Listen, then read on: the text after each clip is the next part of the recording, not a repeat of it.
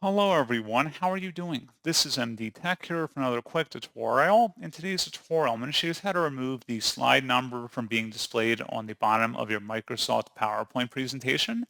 So this should hopefully be a pretty straightforward process here, guys. And without further ado, let's go ahead and jump straight into it.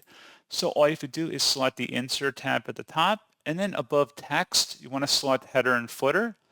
And then where it says include on slide, you want to uncheck the option that says slide number and then select apply to all. And that's all you have to do.